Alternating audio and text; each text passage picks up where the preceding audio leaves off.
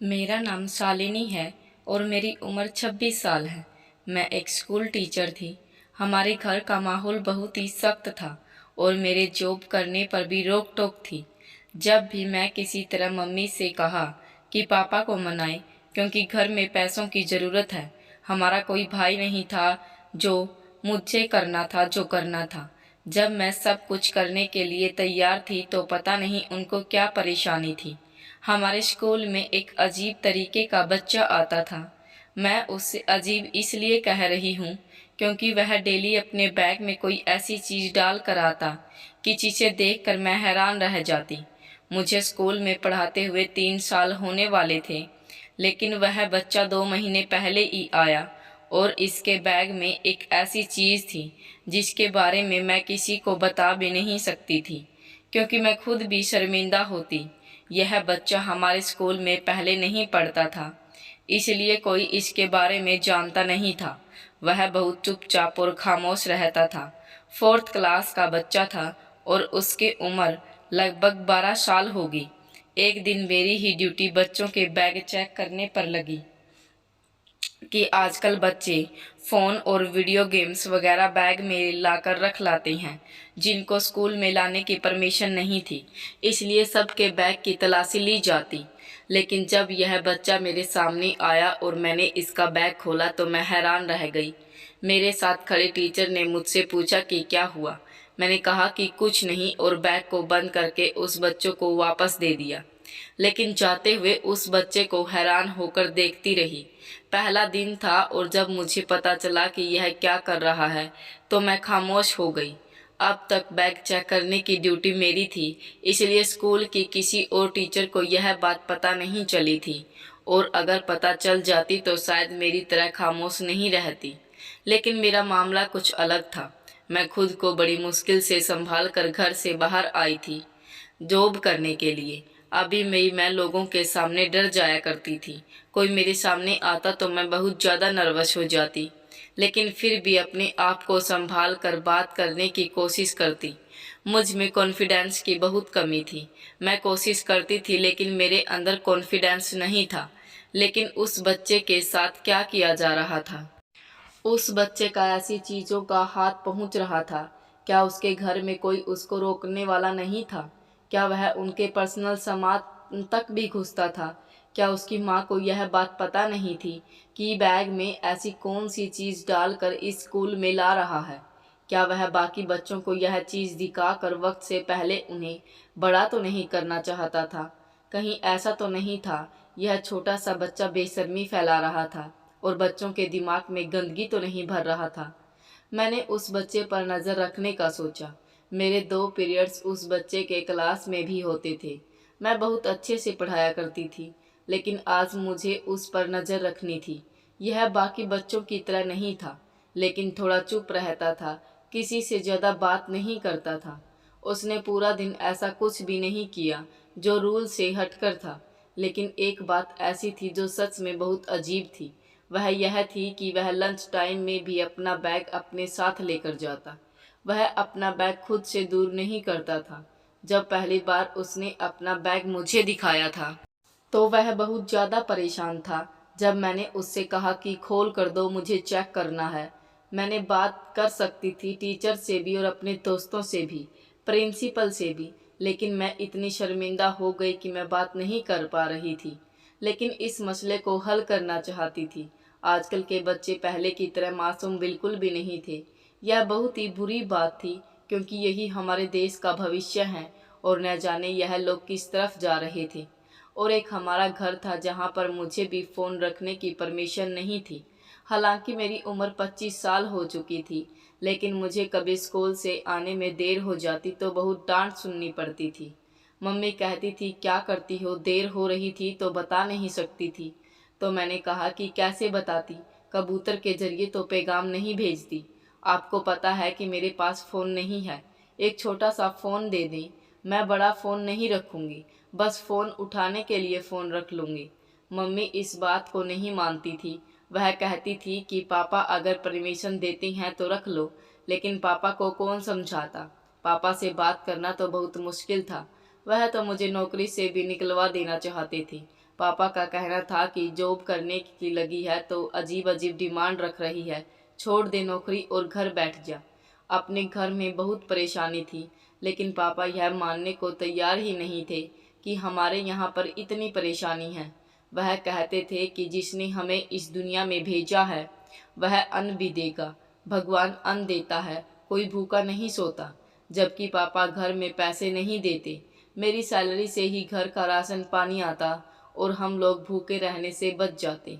लेकिन उस बच्चे की हरकतें देखकर मैं परेशान हो रही थी। एक दिन मैंने उस बच्चे को रोक लिया और उसे अकेले में ले जाकर पूछा और कहा कि तुमने यह क्या डाल रखा है? तुम्हें शर्म नहीं आती? ऐसी चीज़ें क्यों स्कूल लेकर आते हो? रोज़ यह चीज़ तुम्हारे बैग में होती है। तुम्हारे मम्मी पापा हैं या नहीं? मैं प्रिंसिपल को शिकायत लगाऊं? उस बच्चे ने पहले तो मेरी सारी बातें सर झुकाकर आराम से सुन ली और उसके बाद जब उसने बैग उठाया तो उसके चेहरे पर बच्चों वाले भाव नहीं थे, किसी ऐसे इंसान के भाव थे कि या तो वह मुझे मार देना चाहता है या फिर मुझे ब्लैकमेल करना चाहता है। जैसे मुझे अभी कहेगा कि अच्छा तुम मेरी शिकायत लगाओगी, इतनी हिम्मत है तुम में? उसने मुझे 2 पल देखा और कहा कि तुम किसी को कुछ नहीं बता सकती। इतना कहकर वह वहां से चला गया। सचमुच मेरी सांस रुक गई। मैं डर गई थी, जैसे कि मुझे सच में किसी बड़े आदमी ने धमकी दी हो और कहा कि तुम कुछ नहीं बता सकती और अगर बताओगी तो मैं तुम्हें जान से मार दूंगा या कुछ ऐसा करूंगा जो तुमको हमेशा याद रहेगा। उस बच्चे के अंदर न जाने क्या एहसास था जो मुझे महसूस हो गया और मैं सच में किसी को कुछ नहीं बताया। मैं किसी को कुछ भी नहीं बता सकती थी। मैं प्रिंसिपल के सामने इस तरह की बात कैसे करती? वह बच्चों को स्कूल से निकाल देती है। हो सकता है वह सब मासूमियत में कर रहा था, लेकिन आज उसके चेहरे पर मुझे मासूमियत नज़र नहीं आ रही थी। यह बात तो पक्की थी कि यह भी हो सकता था कि कोई और उसके बैग में यह चीज़ रख रहा था और अब तो काफ़ी देर हो चुकी थी। अगर मैं अब बताती तो मुझसे पूछा जाता कि यह सब कब से हो रहा है और अगर मैं कहती कि 2 महीने से, उन्हें यही कहना था कि पहले आपने क्यों नहीं बताया? आपको किस बात का डर था? क्या आप भी उस बच्चे के साथ मिली हुई थी? इतनी सी बात बताने में आपको कौन सी शर्म आ रही थी? मैं तो बीच में फंस चुकी थी। कहते हैं कि अगर हम किसी पाप का हिस्सा नहीं होते तो मुकरते करते, इसलिए मैं चुप रही थी और उसकी राजदार बन चुकी थी। एक दिन उसका काम पूरा नहीं था तो मैंने उसे डांट दिया और कहा कि तुम्हारा दिमाग पढ़ाई की तरफ नहीं है, किन चीज़ों में लगाया हुआ है, इन चीज़ों से अपना दिमाग हटा लो। लेकिन अगले ही दिन कुछ ऐसा हुआ कि मैं हैरान रह गई। मेरे पैरों तले से ज़मीन निकल गई। उस बच्चे ने क्वेश्चन याद नहीं किया था। मैं उसे 5 दिन से माफ़ कर रही थी।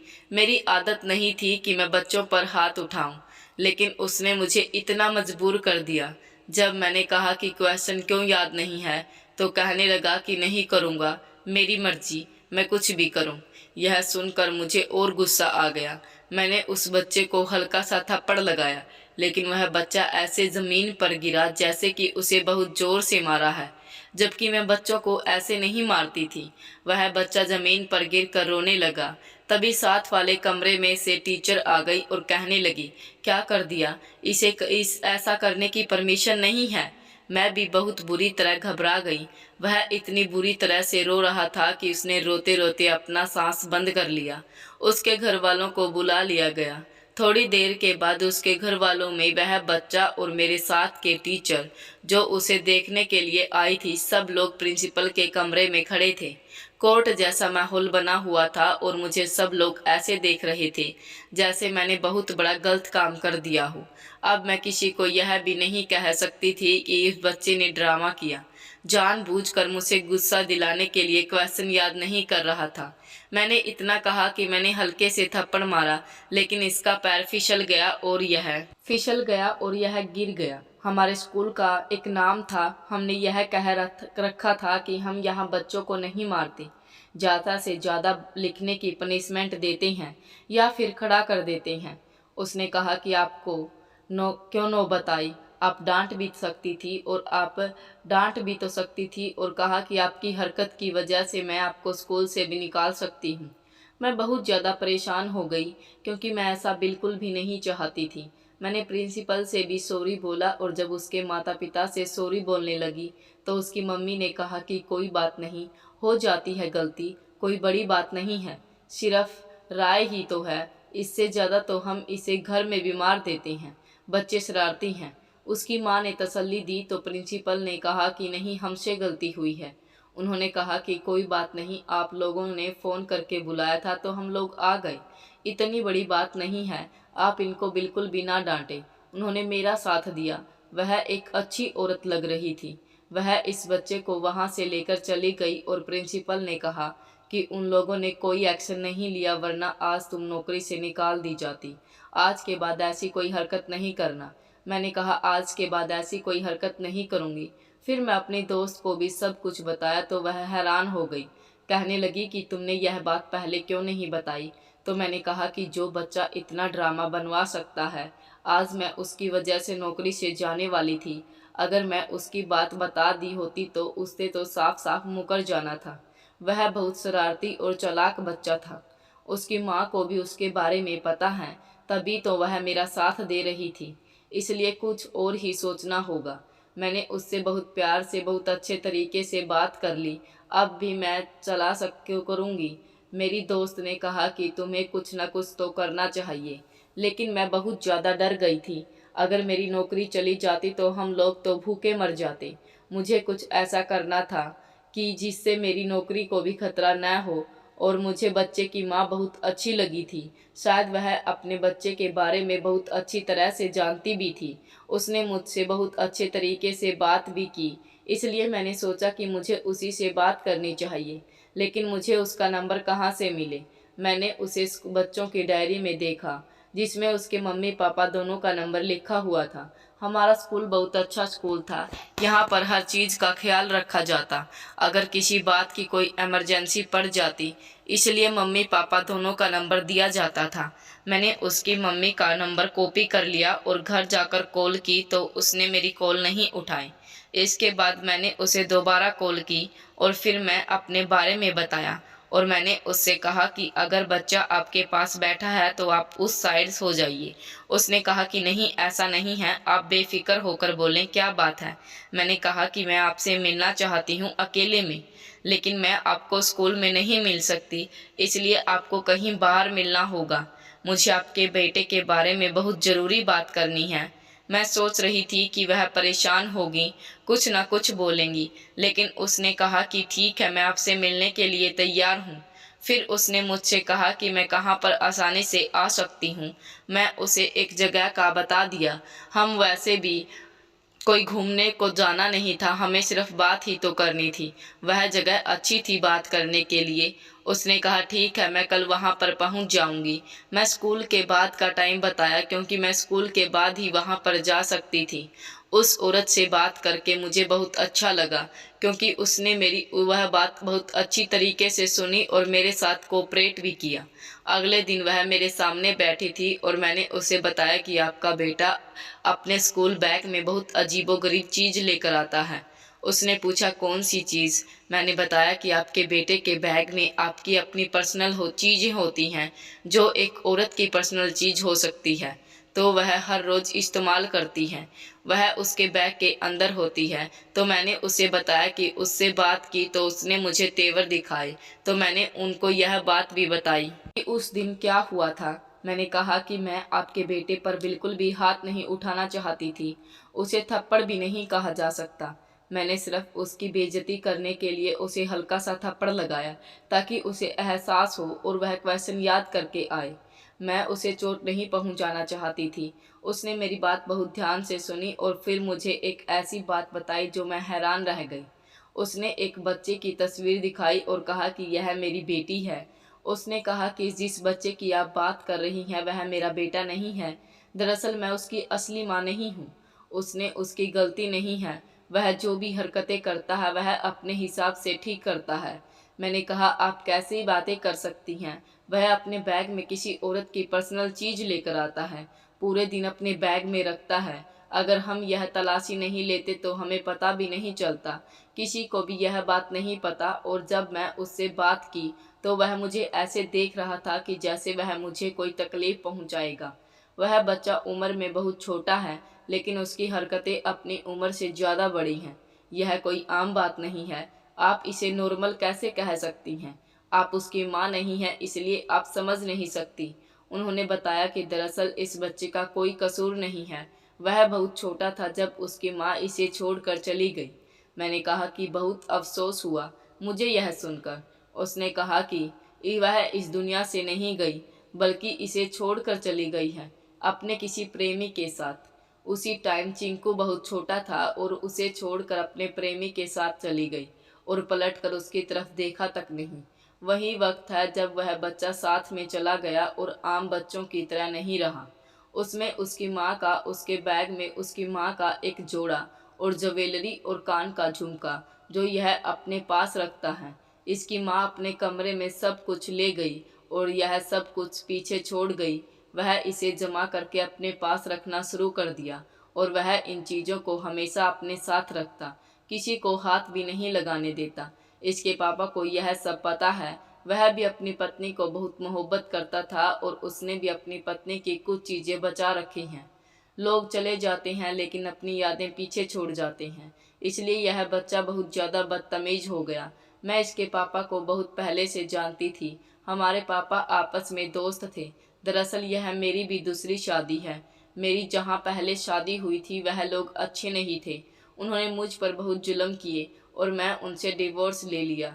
मेरी बेटी मेरे पहले पति की है। मैं यही सोच कर आई थी कि इस घर को अपना घर समझूंगी, लेकिन यह मुझे भी अपना मन नहीं समझता। यह मुझे माँ कह कर बुलाता भी नहीं। इसके पापा भी बिल्कुल ऐसे ही हैं। वह भी अपनी पत्नी की चीज़ों को गले से लगा कर रखते हैं, जबकि वह उन्हें धोखा देकर चली गई हैं। तभी तो वह उसके बारे में कोई बुरी बात नहीं सुनते। कभी कभी मुझे रात को अपने कमरे में से रोने की आवाज़ें आती हैं। वह उसके पापा होते हैं जो अपनी पहली पत्नी की जुदाई में रो रहे होते हैं। उसके उनके साथ अच्छा नहीं किया, लेकिन फिर भी यह दोनों उसके दीवाने हैं। वह उनको इस दुनिया से छोड़कर चली जाती तो शायद इन दोनों को सदमा इतना भारी नहीं होता, लेकिन यह दोनों बाप बेटे एक जैसे ही हैं। मैं इन्हें प्यार करती हूँ, संभालती हूँ, कोशिश करती हूँ कि सब कुछ ठीक हो जाए, लेकिन कुछ भी ठीक नहीं होता। वह औरत जालिम थी, लेकिन जुर्म उसने अपने साथ किया। इतना प्यार करने वाला पति और इतने प्यारे बेटे को छोड़कर चली गई। अच्छा भला यह बच्चा था, लेकिन अब यह बच्चा नहीं रहा। इसमें बच्चों वाली कोई बात ही नहीं है। यह सबसे बदतमीजी करता है, बुरी बुरी बातें करता है, उल्टे सीधे जवाब देता है, मारपीट करता है। पिछले स्कूल से भी इसलिए निकाल दिया गया था क्योंकि वहाँ पर भी इसने एक बच्चे को मारा था। उसकी चीज़ों को एक छोटे से बैग में डालकर अपने साथ लिए फिरता है। पति से कहा कि इसे किसी दिमागी डॉक्टर के पास ले जाएं, लेकिन सबसे पहले उसे खुद जाना चाहिए, जिसने आज तक अपनी शादी के दिन नहीं उठे। मैं अपने बच्चों भी उससे दूर रखती हूँ क्योंकि यह अचानक बहुत गुस्सा करते हैं। मैंने कहा कि मैं आपकी मदद करूँगी, मैं इस बच्चे को नॉर्मल कर सकूँ। उसने कहा यह सब आप बिल्कुल मत कीजिएगा क्योंकि ऐसा बिल्कुल भी होने वाला नहीं। मैं बहुत कोशिश की लेकिन ऐसा नहीं हो सका। मैंने उस औरत का धन्यवाद किया और उसने मुझे यह भी कहा कि आप ही बात को मत बताइएगा। कल को अगर कोई और टीचर इसके बैग में चीज़ें देख लेगी और आप उसे समझा दीजिएगा, क्योंकि अगर यह चीज़ उससे छीन ली जाए तो यह पागल हो जाता है और नुकसान पहुंचा सकता है। घर आई तो मैं उसे बच्चे के बारे में यही सोचने लगी कि लोग कैसे अपनी खुशी के लिए अपने बच्चों की ज़िंदगी और दिमागी हालत बर्बाद कर देती हैं।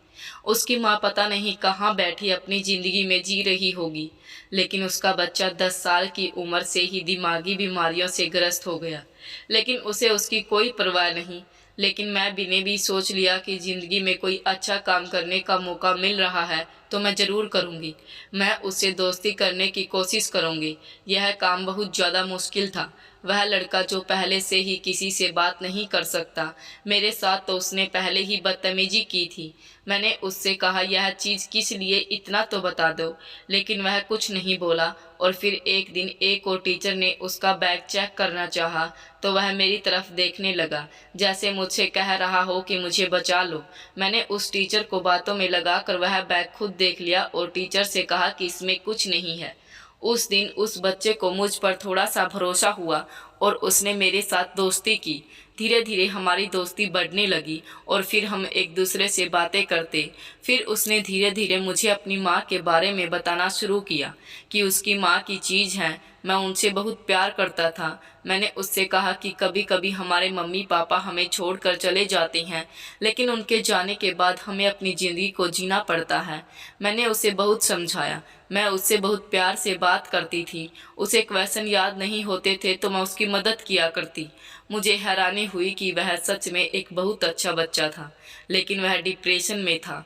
धीरे धीरे उसके डिप्रेशन दूर होने लगे तो वह जल्दी एक अच्छा बच्चा बन गया और सबकी इज्जत करता और सबसे बहुत अच्छे तरीके से बात करता। मैंने उससे कहा कि तुम्हारी मम्मी से दुनिया में है, लेकिन जिस दिन तुमसे मिलने आएंगी तुम उनको माफ़ कर दो, क्योंकि भगवान कहते हैं कि हमें सबको माफ़ कर देना चाहिए। उनकी चीज़ों को दिल से मत लगाओ, उनकी चीज़ों को कहीं संभाल कर रख दो। उसने मेरी बात मानी और उसने ऐसा ही किया। इसी बीच मैंने उसकी माँ से कहा कि वह भी अपने पति को टाइम दे, उनका ख्याल रखे और उसे भी अपनी पत्नी की यादों से निकला ले। उसने मेरी बात मानी और अपने घर का माहौल अच्छा करने की कोशिश की। फिर मैंने कहा कि अपने पति और बेटे को घर से बाहर निकाला करो। अभी मेरी दोस्ती उसके साथ हो गई और हम दोनों एक दूसरे से बातें भी करने लगी। मैंने कभी कभी सोचकर हैरान होती थी कि हम लोग एक दूसरे को जानते तक नहीं थे और वह औरत जो उस घर को बिगाड़ गई, अब मुझे वह घर संभालना था और वह कम मुझे मेरे भगवान ने दिया था। मुझे इससे कोई फ़ायदा नहीं था, मेरा कोई मतलब नहीं था, लेकिन उनके चेहरे की खुशियाँ लौट आई थी। भगवान ने शायद मुझे उसका गिफ्ट दिया। मेरी शादी बहुत अच्छे घर में हो गई। यह रिश्ता मेरा चिंकू की मम्मी ने ही करवाया था। उनका कोई रिश्तेदार था जो कि आउट ऑफ कंट्री होता, उसका अपना घर था। अब मैं उस घर का हिस्सा बन गई। अब मेरा चिंकू के घर भी आना जाना था, उसके घर में आया जाया करती और सब कुछ ठीक हो गया। जिंदगी भर खुद पर जरूर फक्र होगा कि कुछ अच्छा काम किया। आखिर में उस औरत के बारे में यही कहना चाहूँगी कि उसने बहुत गलत किया। उसने दो लोगों की दिमागी हालत खराब कर दी, उनकी ज़िंदगी दांव पर लगाई। इतने मासूम बच्चे को उसने इतने बड़े सदमे में डाला। उसने इंसाफ अपने भगवान पर छोड़ दिया। वह कभी भी नज़र नहीं आई, कभी उसे फ़ोन नहीं किया। दुनिया में कैसे कैसे पत्थर दिल लोग होते हैं। भगवान सबको सद्बुद्धि दे। दोस्तों, उम्मीद करती हूँ आपको हमारी कहानी पसंद आई होगी। कहानी पसंद आई है तो वीडियो को लाइक करें, चैनल पर नए हैं तो चैनल को सब्सक्राइब करें और हाँ, नोटिफिकेशन बेल ज़रूर दबाएं ताकि अगली अपडेट सबसे पहले आपको मिले।